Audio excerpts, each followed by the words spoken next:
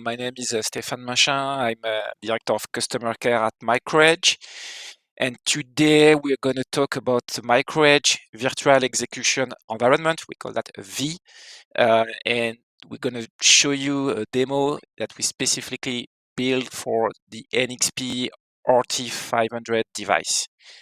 We're also going to talk about low power feature that was implemented for this V. So let's give you a few more details about the agenda. We're going to show you and enable you to understand exactly how the V can reduce the power consumption and how it is deeply integrated with the i.MX RT500 hardware. The topics we're going to show: quick introduction about what is MicroEdge, what is a V, what is a hardware integration. Then a demonstration. Exactly, you're going to see the demo running on the hardware and on our simulator. And then we're going to explain you in the last part how we can really improve power consumption and battery life by using optimization in the V. So first, let's talk a bit about who is MicroEdge and what we're doing. So we are a software editor. We're a global player for the embedded electronics market. We focus on all the markets like wearables, smart home appliance, energy, utilities, medical device, industrial. The idea is to get you from idea to production, speed up the design, and helping you to work in parallel by using what we call a digital twin. It's typically a simulated environment, full simulator that run on your PC and enable you to develop without the hardware. We have multiple offices, and just one number is that there is 100 million units of MicroEdge core IP sold as of today.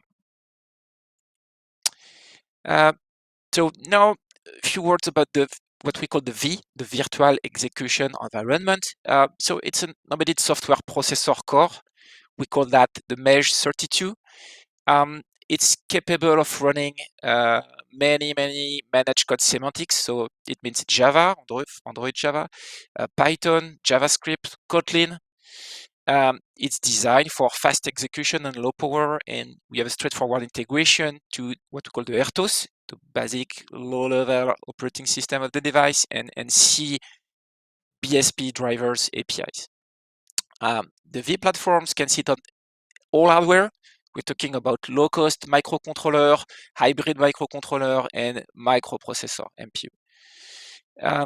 Some component of the V, the SDK is a tool you got on a PC to develop. We focus, and the V is fully customizable for device, IoT, cloud connectivity, UX, UI, HMI development. The digital twins, it's the simulator of the embedded hardware version. The API central repository, we have an ecosystem available to all developers with ready-to-use libraries. A few words on MicroEdge partners. We have partners in the embedded market with most of the silicon vendors, meaning we have a deep cooperation and optimization based on all those silicon vendors. If we look at a typical timeline of what a project could look like, there is 3 different teams here. The first is the UX team, the BSP team, and the hardware team. And you will see that all can work in parallel to reduce the time to develop the project. So the UX team is developing on the cloud connectivity, HMI, edge computing, while the BSP team can start a few weeks later when they got the hardware. They can work on evaluation board. They develop the drivers. They are porting the V on the drivers, on the hardware. And of course, the hardware design team is also working after that. And then you got a deep integration and iteration at all steps in parallel to build the full firmware and the full product.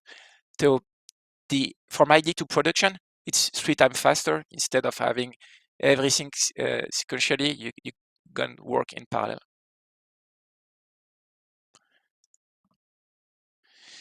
How decoupling environment with virtual devices. So that's what we call the digital twins. The same bytecode, the same application is running.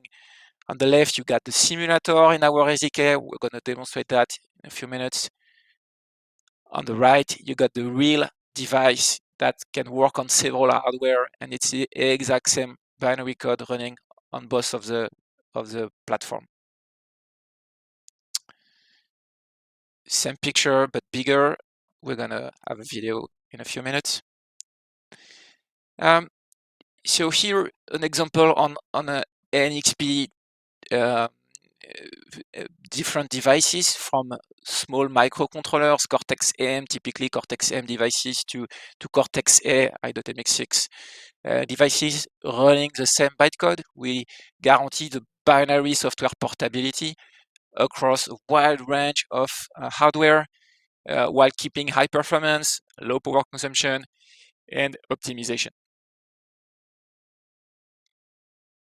If we compare with Android, it's very similar. If you look at the layer, going up there, the application is running on the left on top of the micro HV based on the Mesh32 processor. On the right, you got the Android application based on the RRT engine.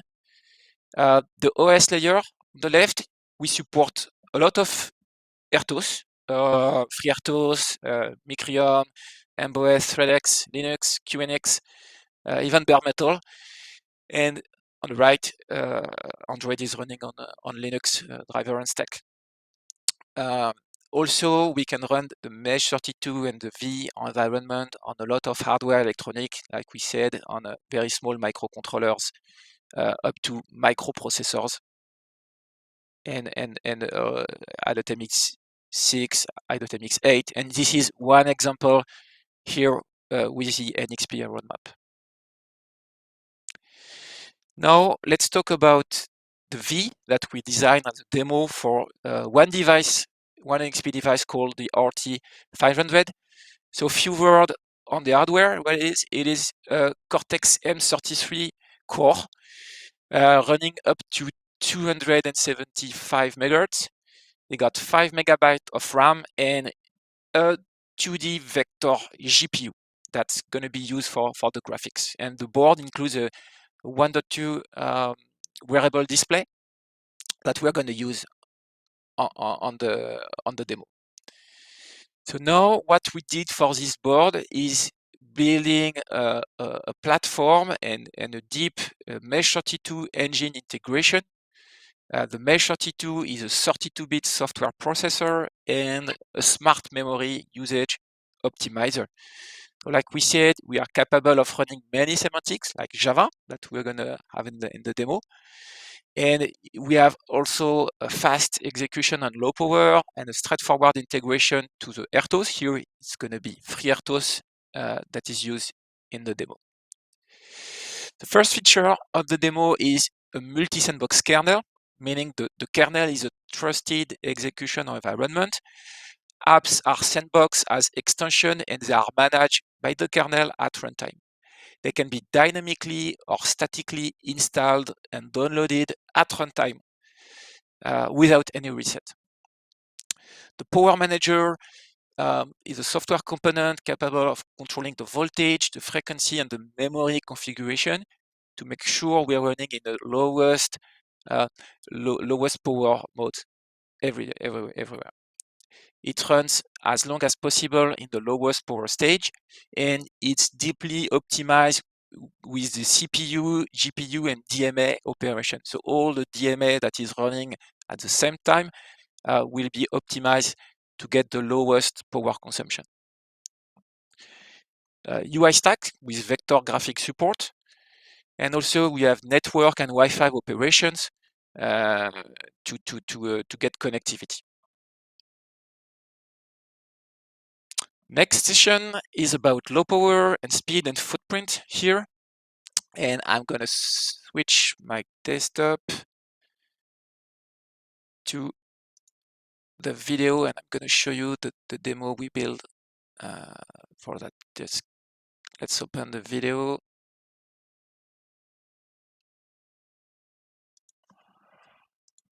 Let's see. Okay, so I'm assuming you can all see the video now. So here we see the hardware. Let me shut down the audio for it. So that's the demo we built. It's a smartwatch demo we built for the board, and we're going to see two sides of the demo. First is the embedded side, and we're going to show you as well the simulator and how it was developed using the simulator. The first part of the demo is a watch face based on vector graphics, and we have implemented a menu, a full menu with application example. All the application are using images and runtime vector graphics. Here is a compass demonstration. This is all vector graphic logo that are running at runtime.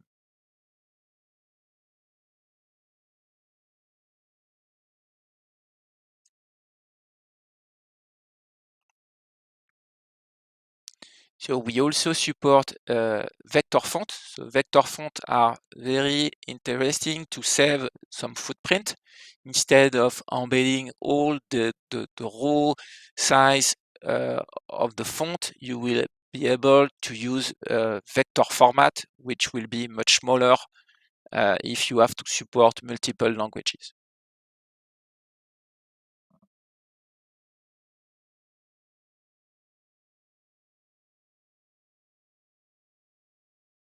So let me skip a few seconds in the demo now to jump into the simulator. Okay, now before running to the simulator, I can show you a watch face, customizable watch face. So some of the watches are designed to refresh every second. So when you refresh every second, that this one, the CPU and all the hardware is running in low power mode, except when you have to refresh the end of the watch. So this one is designed for ultra low power, and it's the CPU is only active every second to refresh the display.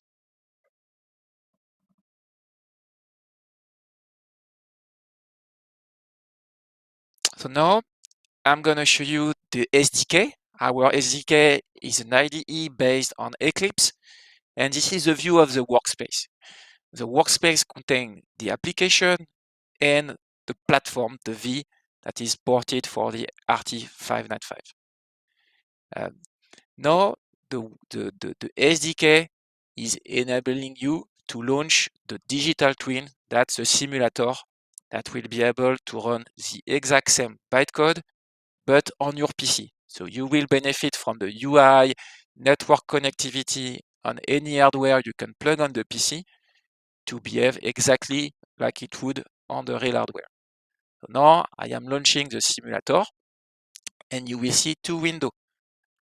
The first one, the one on the right, is the control center that will enable you to simulate the hardware. And on the left, it's a live view on the board, and you will be able to see the screen. And we have the capability of to touch screen with the mouse, to do demo navigations, press the buttons, and you will see this is the exact same behavior as on the hardware. So same menu, same code running exactly the same way. Now, if I play with on the right side with the window, I can interact with the demo, the same as would the hardware sensor. So if I change the heart rate, I will see in the activity in the HMI that the heart rate is changing.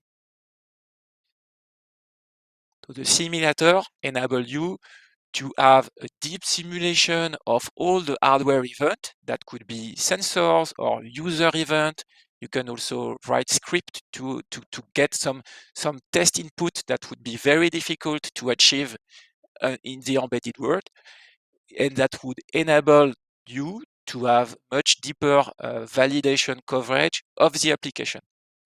Of course, the simulator is seen like a perfect platform, and when you're running the same application on the hardware, there is what we call a qualification tool to validate the V port on the hardware to make sure that the V will get the exact same behavior compared to the simulator. Okay, that's it for the demo. I'm going to switch back to slides now. It should be okay. And now we're going to see in the next session how we did power management and the 3 principles that we applied to get lower power in this V integration. The first thing, number 1, is to reduce the active power. Only runs at the minimum frequency that is required for the application. So we provide power mode depending of what we're doing, and we'll also provide peripheral registry to make sure that we power only what is needed.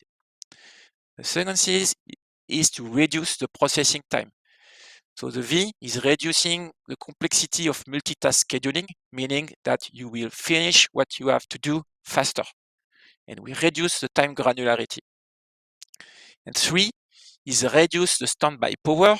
The standby power is often the time, the amount of time that the product is most often. So it really needs to be reduced as much as possible.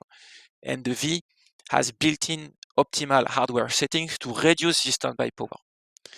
So let's start with the first one, reducing processes time, how we do that. And we are using, to do that, all the hardware processing in parallel. So the first thing is the CPU.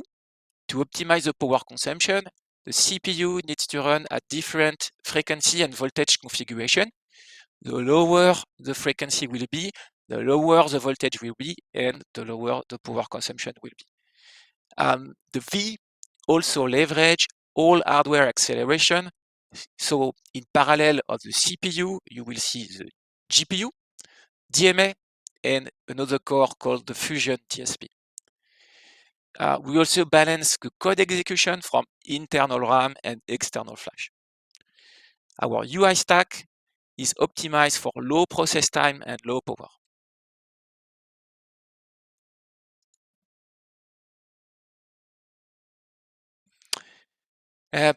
Reducing number of context switches.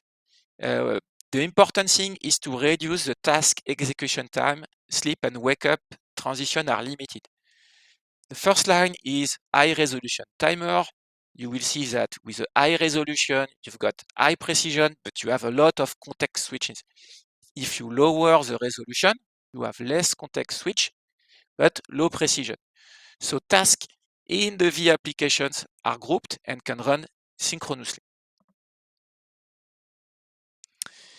The V implementation for processing, there is a clear separation between the BSP task and the application thread.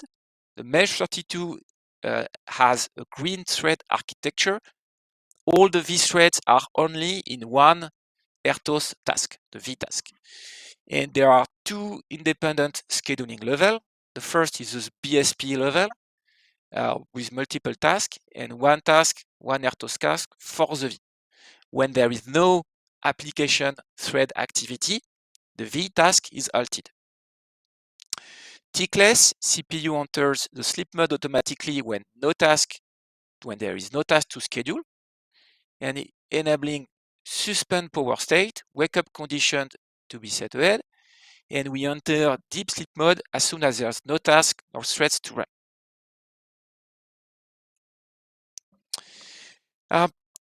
vThreads and task monitoring.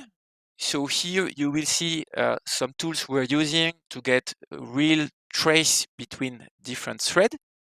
We have those built-in events in the MicroHV, enabling you to develop your application and see exactly what is happening in the thread and in the stack. Here we see that the V enters the suspend mode automatically when there is nothing to do or nothing to display in the application. All the UI, the name of our library is called MicroUI, and we leverage whole hardware parallel executors. It means the application drawing. Some are done with the CPU core, some are done with the GPU that is called Vivante. The hardware GPU will be faster and will save power. The cross-display buffer copies are optimized with DMA, and the flush from the display buffer to the physical screen are handled with smart DMA as well. All the haptics for touch buttons are handled with the Cortex CPU under interrupt.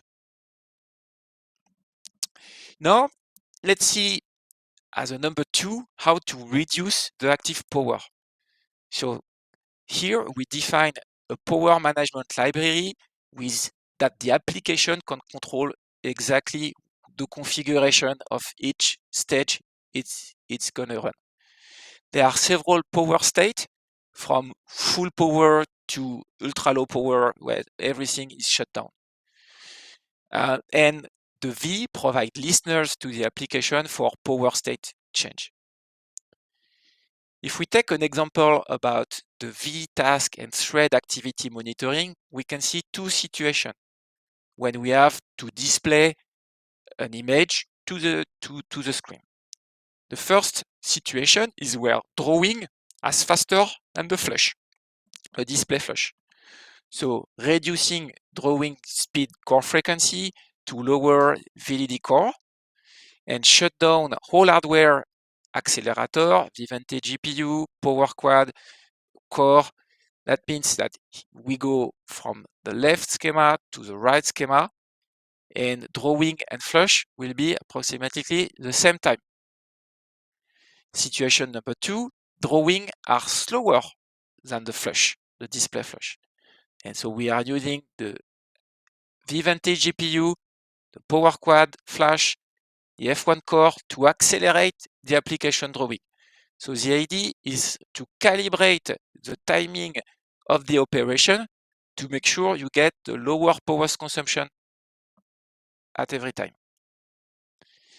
Now, if we look in hardware at two stages, the first stage is the full power when CPU is at 192 megahertz. You see that the CPU is running and the flood is running. That's step number 1 in the white. Step number 2, the CPU is now in sleep mode. It's not running anymore, but the flush is running. The full power is about 30 milliamps of power consumption. And the second power state below is now the low power state. And it's still the same stage number 1. The CPU is running for a lot of time while the SDMA is running. And the state number 2, CPU sleep is very, very small. And we decrease the total power consumption from 30 milliamps to 18 milliamps. So the power, it's almost half the power to do the same operation. And the same operation is running because the CPU is running at almost half the frequency, and the voltage is also reduced, that decreases the overall power consumption.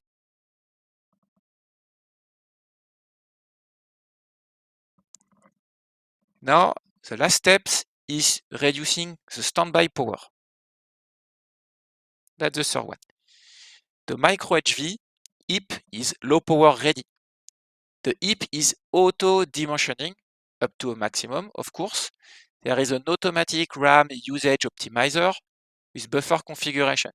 The dynamic allocation is done into different RAM bank, hardware bank that consume less.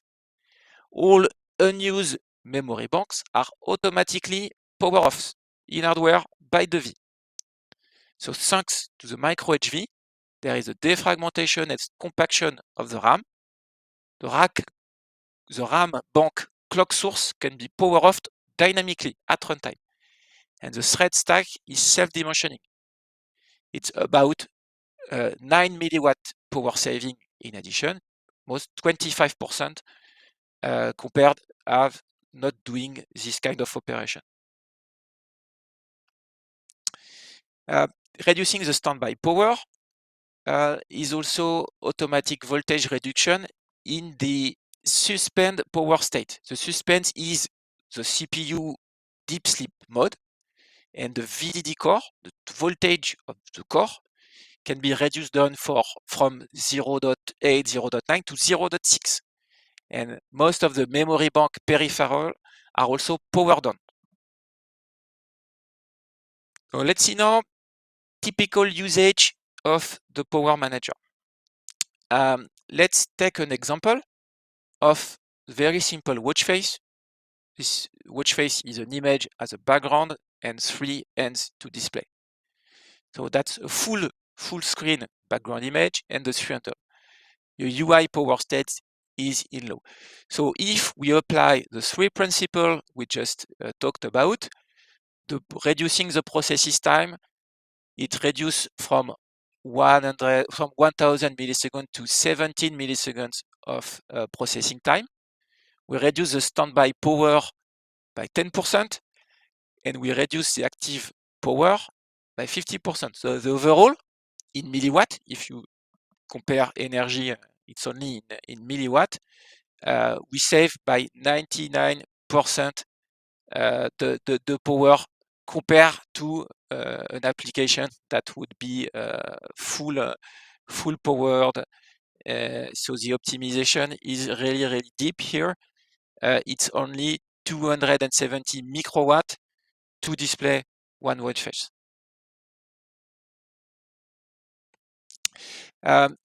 When we talk about power consumption, we are not only talking about the CPU. You need to get about the peripheral and everything that is on the hardware. And for that, when we port a V to hardware, we consider all the mode and all the milliwatt of each component in each mode. So the display will get a different mode depending of if it is displaying something or if it is in deep sleep. And everything, all the combination are really configured. All the power stage configuration have to be configured in relation to the hardware capability and all the features that the hardware is providing for the V to control.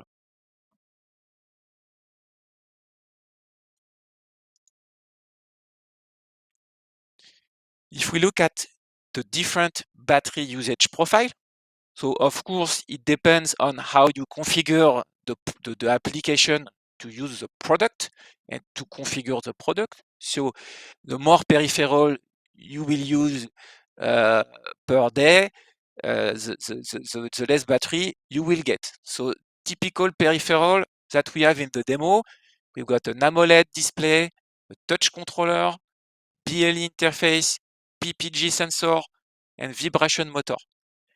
If we define those typical usage on a normalized profile, and we take one example of a battery life that is 350 milliamp hour, we can achieve 40 days of battery life with this model.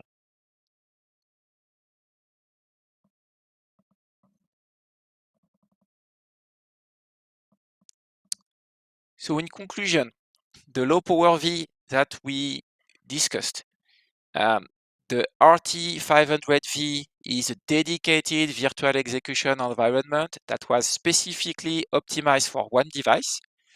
The SDK is enabling you to develop your own V on any hardware, to port on any hardware, and we provide all the UI, UX, low power, dual core security framework for you to port the V on any hardware. The hardware can be a microcontroller or microprocessors. We have the libraries and the port for mostly all the architecture available on the market. We provide the low power framework. We provide graphic support for VG. Here it's VG Lite hardware from NXP. In this demo, all the animations are 60 FPS animation rendering.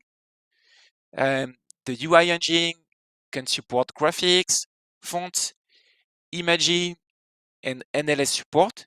NLS is for language and all the translation. If you are building a product, it is going to be sold on different countries. The virtual i.MX RT5 NatFaz is the ultraface design on digital twin. You have seen that the simulator enables you to start development before you receive the hardware, and you can develop all the application based on the what we call the V API that will be exactly the same on the digital twin simulator and on the hardware. We provide as well IoT libraries, like it could be protocol like MQTT or much higher protocol like LWM2M, but also edge to cloud agents like AWS agents for cloud connectivity. The V can also support basic connectivity like Wi-Fi, Bluetooth, cellular. The app-oriented design here, the application is completely decoupled from the hardware. So the target here is to build an application that would run on any hardware. In the design process, you decide exactly what API the V will provide for the application, and you can build a family of products with different V, different API, and having a wide range of applications running for different devices. Tiny footprint, the minimum footprint that we can start porting a V is 128 kilobytes of flash and a few kilobytes of RAM. So to summarize exactly what MicroEdge can offer to embedded development design, we got some numbers. We reduce by 40% some R&D cost. We can reduce the time to market up to 70%, and we reduce the embedded software complexity by decoupling the application development from the BSP drivers development by 80%. All this demo is fully available for evaluation on our website, microedge.com, and our technical website, developer website. The V is you can download several components. The first one is you can download the virtual execution on your PC. It's a standalone binary that you can run without having to install the SDK, and it's just a binary to play with. But you can also download the full source of the V. So if you run the getting started, you install the SDK, you install the V and the platform and the application, and everything is in source. So all the drivers for the RT5 NatFaz are in source code, that's C code, and all the application is also in source, as well as the simulator mocks if you want to develop your own watch face or customize starting from the demo we built. Okay, that's it for the presentation. Thank you for your time. We can now switch to the Q&A questions if you have any.